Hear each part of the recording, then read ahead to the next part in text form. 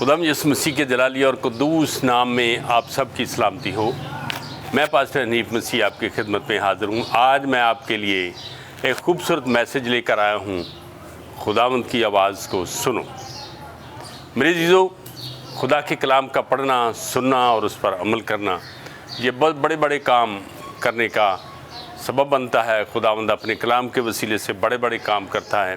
آج میں بائبل مقدس کی ایک خاص بات آپ کو ایک کہانی کے طور پر بتانا چاہتا ہوں، اور اس کہانی کا بھی ایک میں چھوٹا سا حصہ آپ کے سامنے رکھنا چاہتا ہوں۔ یہ ہے یوحنا کی انجیل، اس کا 21واں باب، اس کی پہلی آیت سے 14ویں آیت تک یہ کہانی ہے۔ خداوند یسوع مسیح کے مردوں میں سے جی اٹھنے کے بعد دوسری بار خداوند یسوع مسیح شاگردوں پر ظاہر ہوا، اور تیسری بار ظاہر ہونے سے پہلے وہ شاگرد بے دل تھے، بڑے مایوس تھے، بڑے ہی پریشان تھے۔ انہوں نے یہ فیصلہ کیا کہ ہم اپنے پرانے کاموں پہ جاتے ہیں۔ میرے عزیزو، یاد رکھیں، وہ جن کو تیار کیا گیا، جن کو یقین دلایا گیا کہ میں دنیا کے آخر تک تمہارے ساتھ ہوں، وہ بے دل ہو گئے۔ آج کا ایماندار بھی بہت دفعہ بے دل ہوتا ہے، کبھی خوف کی وجہ سے، کبھی بھوک کی وجہ سے، کبھی بیماری کی وجہ سے، کبھی کسی اور وجہ سے مایوس ہوتا ہے، پریشان ہوتا ہے، بے دل ہو جاتا ہے۔ لیکن خداوند اس کا ساتھ نہیں چھوڑتا ہے، خداوند اس کو آواز دیتا ہے۔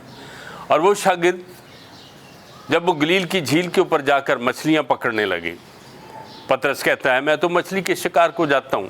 اس کے ساتھ اور بھی بہت سارے مل گئے، اور وہ کوئی 6-7 لوگ تھے جو گلیل کی جھیل پر رات کے وقت گلیل کی جھیل میں، اسی کشتی میں، اسی جھیل میں، اسی رات کے اندھیرے میں جا کر گم ہو جاتے ہیں، جہاں سے یسوع مسیح نے ان کو کہا تھا میرے پیچھے آؤ، میں تم کو آدمگیر بناؤں گا۔ اور وہ وہاں سے مچھلیاں پکڑنے کی کوشش کر رہے ہیں، ساری رات جال ڈالتے رہے، لیکن کوئی مچھلی ان کو نہیں ملی ہے۔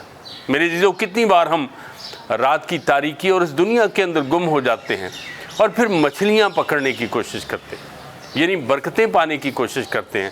یہ نہیں سمجھتے کہ اب ہم خداوند سے دور چلے گئے ہیں، مگر خداوند ڈھونڈ لیتا ہے اپنے پیارے لوگوں کو جن سے وہ محبت کرتا ہے، جن کو اس نے خدمت کے لیے چنا ہے۔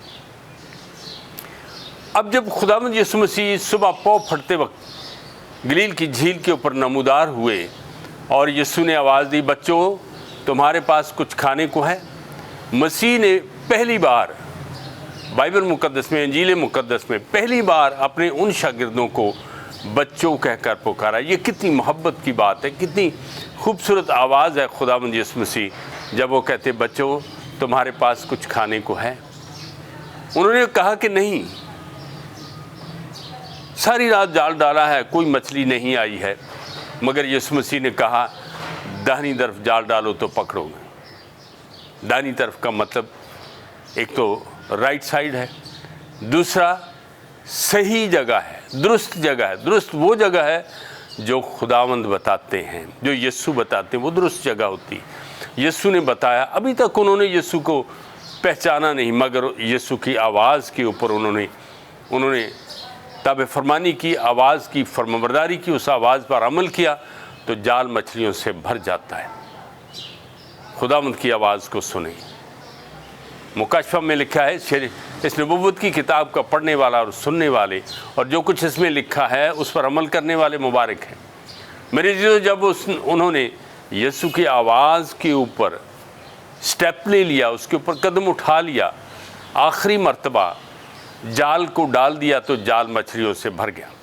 پہلا معجزہ ہوا یسوع مسیح کی آواز کے اوپر۔ اب یسوع مسیح کو انہوں نے پہچان لیا، اور وہ یسوع کے پاس آنے کے لیے بھاگتے ہیں۔ پطرس نے سب کچھ چھوڑا۔ پطرس کو احساس ہو گیا کہ وہ برہنہ بھی ہے، اس نے کرتا کمر سے باندھا اور جمپ لگا دیا جھیل میں۔ سب کچھ چھوڑ کر یسوع کے پاس پہنچ جاتے ہیں، اور دوسرے لوگ تمام مچھلیوں کو لے کر خداوند کے پاس پہنچ جاتے ہیں۔ دوسرا معجزہ یہاں کیا ہوا کہ جال مچھلیوں سے بھر گیا مگر پھٹا نہیں۔ میرے عزیزو، جب ہم برکت پر برکت پاتے ہیں، کتنے لوگ ہیں جو پھٹ جاتے ہیں، کتنے لوگ جو ہیں وہ مالی برکات پا کر وہ مغرور ہو جاتے ہیں، وہ اپنے آپ سے باہر نکل جاتے ہیں۔ مگر چاہیے یہ کہ وہ आजिज़ इनकिसार हों, ताकि उनका ईमान मजबूत रहे और वो उन सारी बरकतों को अपने अंदर समेटे रखें। जब वो किनारे पर पहुंचते हैं तो उन्होंने मछलियों से भरा हुआ जाल खुदावंद के सामने रख दिया और यीशु मसीह ने फरमाया कि आओ रोटी खा लो। तीसरा मुआज़ा, याद रहे कि खुदावंद की आवाज़ पर एक नहीं बल्कि सैकड़ों मुआज़े होते हैं, बहुत से मुआज़े हो सकते हैं। आज मुझे और आपको यही नसीहत की गई है, खुदावंद की आवाज़ को सुने। खुदावंद क्या फरमाता है? घर में बैठे बरकत नहीं मिलती, आपको जाल डालना पड़ेगा यीशु मसीह की आवाज़ के ऊपर। आपको उन सारी मायूसियों को, उन सारी परेशानियों को, उन सारे गमों को, उन सारे मायूस कुन हालात को फेस करते हुए अपने जाल को, अपने ईमान को आज़माना चाहिए। अपने जाल को खुदावंद की आवाज़ को सुनकर आज़माना चाहिए। आइए हम खुदावंद की आवाज़ के शनवा हों, खुदावंद की आवाज़ को सुने और अपने जाल को उसकी दी हुई बरकत के लिए आज़माएं। देखें, आज़मा कर देखें खुदावंद कैसा मेहरबान है। खुदावंद आपको बरकत दे।